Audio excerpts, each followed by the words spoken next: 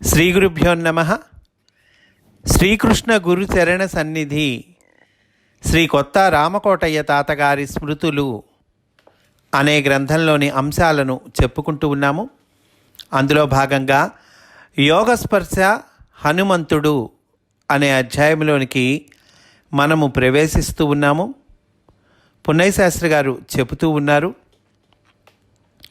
అనంతకృష్ణ గారు తన భూప్రదక్షిణమును పూర్తి గావించుకొని 22/5/1988 విశాఖ చేరనున్నారు. వారి శుభాగమనమును ఆనందించుటకై నేను 21/5/88 విశాఖ చేరితిని.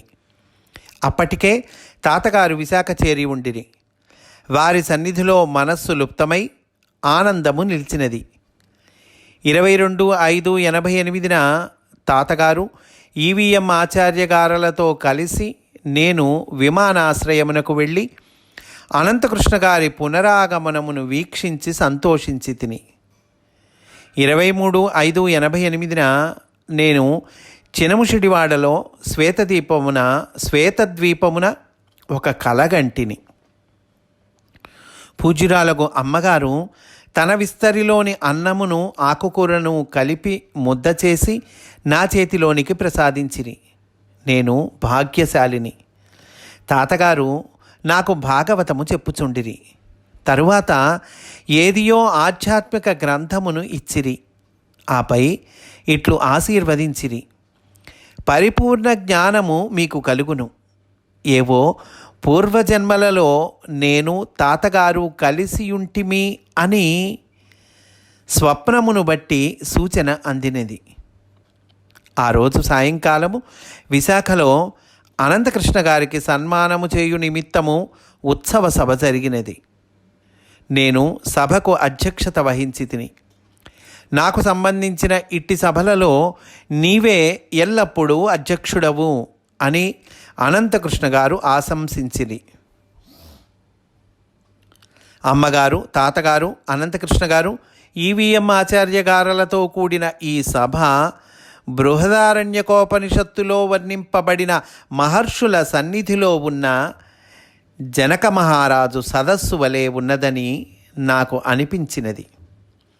26/5/88 ముషిడివాడలో శ్వేతద్వీపమున బాహ్య ప్రాంగణమందున గల పందిరి క్రింద సుందరకాండ యొక్క వ్యాఖ్యలో కొంత భాగము తాతగారు నాకు డిక్టేట్ చేసిరి. ఇది 3వ సర్గ యొక్క వ్యాఖ్య. ఇందు లంకాపురము యొక్క అధిదేవతను హనుమంతుడు కలిసిన ఘట్టము కలదు.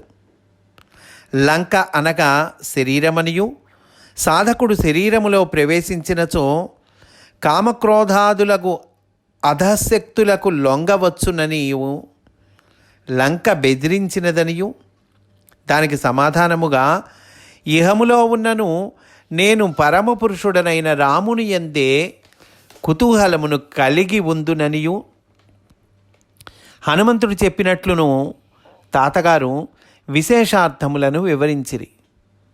హనుమంతుని స్పర్శతో లంక పడిపోలేదు, ఆమెలోని వికారములు పడిపోయినవి. అంటే ఆ ద్వారం దగ్గర లంకిణి అని ఒక రాక్షస అడ్డగిస్తుందండి. ఆ లంకా నగరం యొక్క ప్రధాన ద్వారం దగ్గర లంకిణి అని ఒక రాక్షస అడ్డగిస్తుంది. ఆ కథ, దానిలో యోగా అర్థాలండి ఇవన్నీ. లంక అంటే ఆ లంకిణి. హనుమంతుని స్పర్శతో లంక పడిపోలేదు, ఆమెలోని వికారములు పడిపోయినవి. కావున హనుమంతునిది యోగ స్పర్శ అనియు తాతగారు వివరించిరి. లంక ఇతనిని శివాంశ సంభూతుడని గుర్తించి కీర్తించినదనియు, ఇతని స్పర్శలో సమయాచార స్వరూపిణియగు సీతాదేవి ప్రవేశించినదనియు తెలిపిరి. తాతగారిది పాండిత్యము కాదు, యోగ దర్శనము, దివ్య దర్శనము. దీనికి అచ్చెరు వందుట, ఆనందించుట నా వంతైనది. హనుమంతుని దివ్యత్వము కనుల ముందు కట్టినది. తాతగారు హనుమదుపాసన అని ప్రత్యేకముగా ఏమీ చేయలేదు. కానీ సుందరకాండను ఇట్లు అంతర్నేత్రములతో దర్శించిన వారు మిక్కిలి అరుదు. వారికి మాస్టర్ సివివి గారిలోనే సకల దేవతలు ఉన్నారు. ఈ సంభాషణలో చినముషిడివాడ వాసియగు రామారావు గారి మరదలు శారదయు, తెనాలి వాస్తవ్యులకు శ్రీనివాసు, సూర్యప్రసాదులు శ్రోతలుగా పాల్గొనిరి. శ్రీనివాస్ తాతగారిని సేవించిన ధన్యులలో ఒకడు. అవకాశము కుదిరినప్పుడు మాధ్యాహ్నిక సమయములందు తాతగారి రామాయణ గోష్ఠులలో ఈవీఎం ఆచార్య గారు కూడా పాల్గొనిరి. తాతగారి సన్నిధిలో నేను, అనంతకృష్ణ గారు నిత్యము పాల్గొంటిమి. రావణుడు సీతను అపహరించుట జరుగలేదు. సీతయే రావణుని అపహరించినది.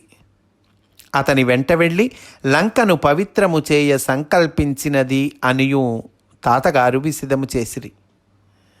రావణుడు అను ఎలుకను బోనులో పట్టుటకు రామలక్ష్మణులను పిల్లులు అడ్డముగా ఉండుటచే ఏదియో నెపమున వారిని దూరముగా పంపించినదనియు అద్భుతమైన యథార్థమైన వ్యాఖ్యను గావించిరి. దీనికి బుజ్జిగారు అలరిరి. 25/8/1988 బివి నరసింహరాజు గారు వచ్చిరి.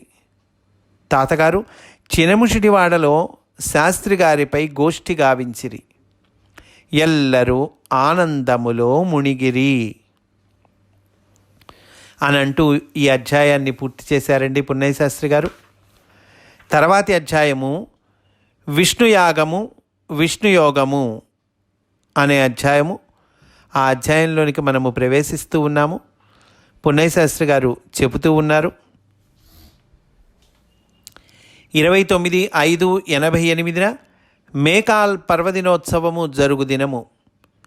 చినముషిడివాడలో మాస్టర్ గారి నివాసమగు శ్వేతద్వీపమునకు బాహ్యమగు విశాల ప్రాంగణమందు విష్ణుయాగము నిర్వర్తింపబడినది. మహాత్ములకు తాతగారు శ్రీ లక్ష్మణ యతీంద్ర గురుదేవుల సన్నిధి లభించినది. ఈ సందర్భమున మాస్టర్ ఈకే గారి అనుచరులు వివిధ కేంద్రముల నుండి విచ్చేసిరి. మా ఊరి నుండి నా భార్య కమల, లలితా పరమేశ్వరి, చల్లా బ్రహ్మానందరెడ్డి గారు పర్వతాలు విచ్చేసిరి. ఉదయము ప్రేయరు తాతగారు నిర్వహించిరి. మాస్టర్ సివివి గారి యొక్క సాన్నిధ్యమును తాతగారు ప్రసాదించిరి. మాస్టర్ సివివి గారి విగ్రహమును యాగ ప్రాంగణమున యజ్ఞపురుషుడిగా నిలిపిరి. అనంతకృష్ణ గారు హోతగా నిలిచిరి. నాకు బ్రహ్మగా నియామకము జరిగినది. విష్ణుయాగమున భాగముగా ఓం నమో నారాయణాయ అను పరమ పవిత్రమైన అష్టాక్షరీ మంత్రమును యాగాంత దీక్షగా లక్ష్మణ యతీంద్ర గురుదేవులు ఉచ్చైస్వరమున జపించిరి. సర్వాంతర్యామియగు విష్ణుడు ఎల్లరి హృదయములను ఆవేశించెను. ఈ సన్నివేశము రాజర్షులు మహర్షులు నిర్వహించిన యాగములను తలపించినది. ఈ యాగమునకు లక్ష్యము లోక కళ్యాణము. వ్యక్తులు వ్యక్తులుగా కాక అవ్యక్తుడైన విష్ణుని స్వరూపములుగా దర్శించు యోగమునకే ఈ యాగము ఉద్దేశింపబడినది.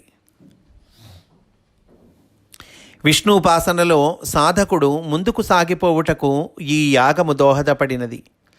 యాగాంతమున యజ్ఞమూర్తులుగా పూజ్యులకు అమ్మగారు, తాతగారు, లక్ష్మణ యతీంద్ర గురుదేవులు ఆవాహన చేయబడిరి. భక్తులెల్లరూ వారి పాదారవిందములను అర్చించి వారి రూపముల ద్వారమున విష్ణుని ఆశీస్సులను బడసిరి. సాయంకాలము లక్ష్మణ యతీంద్ర గురుదేవులు దివ్యోపన్యాసము గావించిరి. సింహాచలము నుండి విచ్చేసిన కృష్ణమాచార్యుల వారును విద్వాంసులు ప్రహ్లాదుని భక్తిని విశదీకరించిరి. ఈ విష్ణుయాగోత్సవ సందర్భమున ఎల్లరును భూలోక వైకుంఠమున విహరించిరి. ఇదియే విష్ణుయోగము. ఆ సాయంకాలము సుమారు 4 గంటలకు తాతగారు గోష్ఠి చేసిరి. అనంతకృష్ణ గారు, నేను, కొద్దిమంది సాధకులు ఇందు పాల్గొంటిమి. ఉన్నట్లుండి తాతగారి కంఠస్వరము మారిపోయినది. మాస్టర్ ఈకే గారి కంఠస్వరము యథాతథముగా తాతగారి కంఠము నుండి వెలువడినది. అనంతకృష్ణ గారికి నాకు తాతగారి అనుగ్రహమున ఇది గమనికకు వచ్చినది. మా ఇరువురికి అది మాస్టర్ గారి కంఠస్వరమని అవగతమైనది, అనుభూతమైనది, ఆశ్చర్యము కలిగినది. మేము ఈ వింతను గమనించుడు అని మిగిలిన వారికి సూచించితిమి. అంతటా వారు కూడా స్పష్టముగా గమనించి ఆశ్చర్యపోయిరి. తాతగారి చుట్టూ ఒక క్రొత్త ఆరా గోచరించినది.